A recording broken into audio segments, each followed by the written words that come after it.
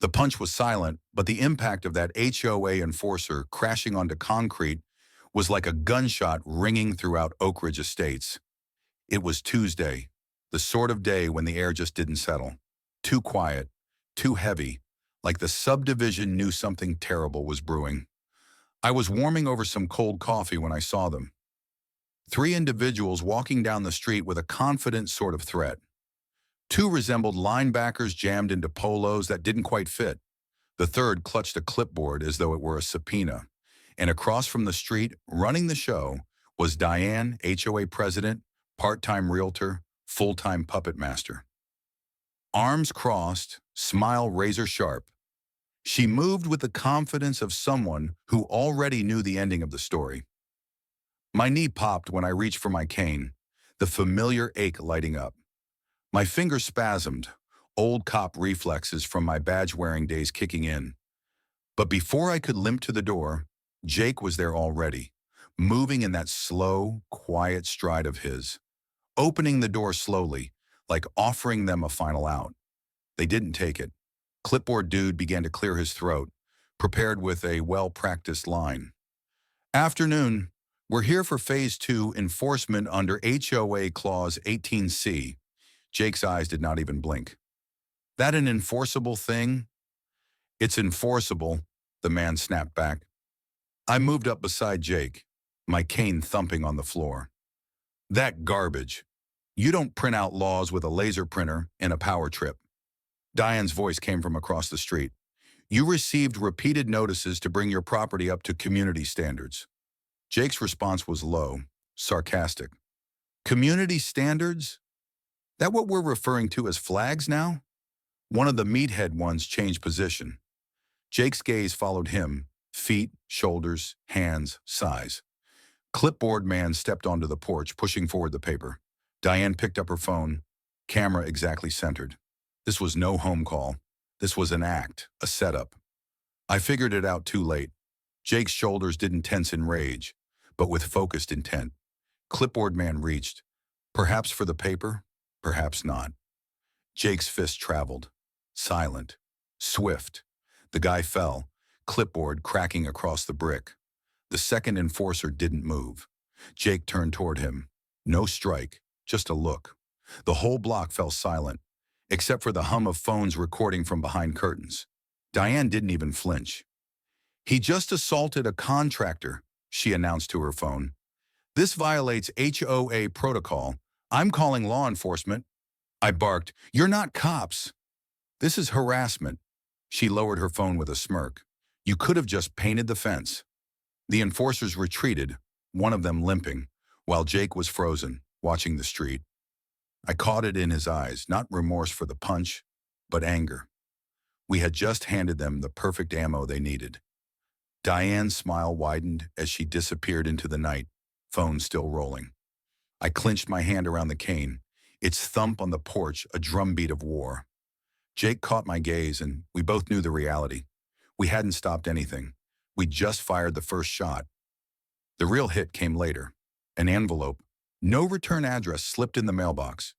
This wasn't about rules. It was about forcing us off this land, for good. Overnight, Oak Ridge turned into a surveillance zone. By morning, Jake's punch was all over the neighborhood chats. Captions like, "Veteran violence must stop." A slow-motion loop set to clown music. Jake didn't flinch. He saved every post in a folder labeled proof. I started recording everything, faces, times, patterns. A white SUV appeared every day at 7:02 a.m. No plates, blacked out windows, driver not visible. A city van stopped at 3:36 p.m. Guys inside spitting sunflower seeds, looking in our yard. Jake rewired our motion sensors, stuck cameras in birdhouses and under the mailbox. I zip-tied one to the gutter, praying a prayer it would stay. Is that enough? I asked. No, Jake said, but it'll indicate who's irresponsible. That evening at 2:13 a.m., a thin person with a hoodie climbed the fence, hesitated at the rear window, and disappeared.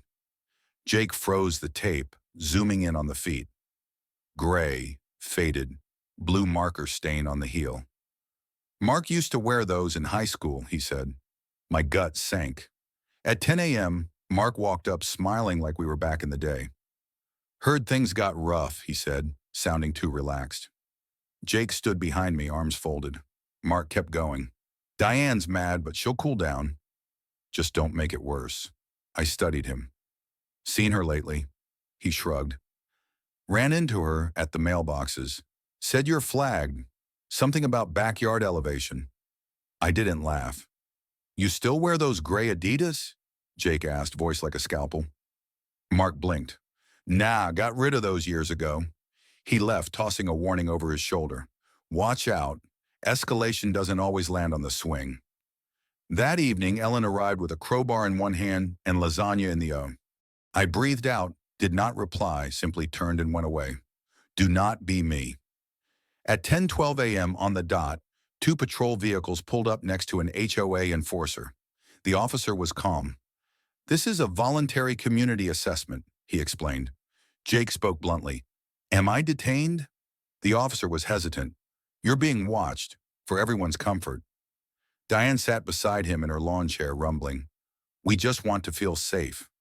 Jake quietly gave me his phone, his knife, and his keys, and presented his wrists. The plastic cuffs clicked into place, hard enough to resonate my own shame 30 years before. 8 hours passed. Jake returned. No charges. Just a file marked, concerns noted. Diane's report classified his silence as manipulative, his boots as aggressive. He sat by himself in the dark, looking at nothing. You're not broken, I told him. Then why do I feel that way? He breathed. I didn't know. The next morning, a picture came. No mail, just our front porch. A figure, written in red letters. You're not safe. Later that afternoon, I saw Mark's garage door slightly ajar. Inside, an HOA clipboard, blueprints, and a binder called Phase 2 Strategy. Pictures of Jake, circled, temper risk, spreadsheets. Jake's name was stamped, escalation likely. Mark spotted me. This is cleanup, he muttered. He held up an old wrestling photo, Jake grinning mid-match. He broke my hold, Mark said, touching his shoulder. You raised him to fight first. Jake suddenly appeared. This is revenge. Mark's lips curled. It's balance. Karen's steamrolling this. I'm softening the blow. He tapped the blueprint. Your land, zoned for development. You're in the way. Jake's voice went cold. A traitor's just a coward who hides behind strategy. He grabbed the binder and exited.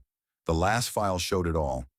Mark's father, a retired HOA instructor, had signed a private security deal with Diane's brother's company, a family scheme to take our land.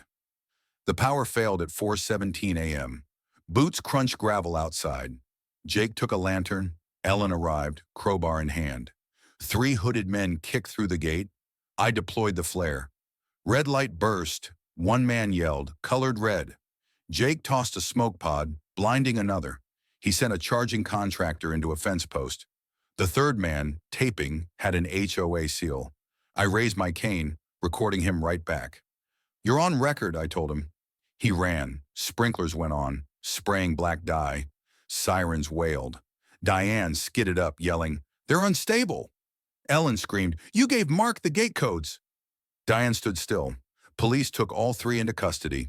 One dropped ID, linked to Diane's brother. In court, Diane's lawyer spun us as the aggressors. She smiled on the stand. I only wanted peace. Her footage, edited, made Jake look like a threat. We played ours. Hours of Jake's measured warnings. Mark's confession. Diane's smirk cracked. Judge Larson sighed. I'll cave. He ordered a full audit of the HOA. Ellen stepped up with a charter clause. Our land held federal protection. Every citation they ever issued? Void. Diane settled. The case collapsed. Larson grumbled as we departed. Next time, file sooner. Diane disappeared. Behind her were shredded citations. Mark left town. His house sold. To a family of loud, joyful children. The contractors? Billable. The county wrote a letter. Our status protected reaffirmed.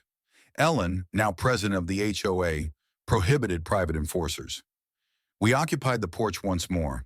swing creaking under us. Jake spoke softly. I figured doing the right thing would cost us everything.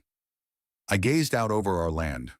Sometimes doing the right thing just means standing your ground. We didn't win shouting and swinging. We won by remaining. Oak Ridge learned to stand up, and we're still here, untouchable.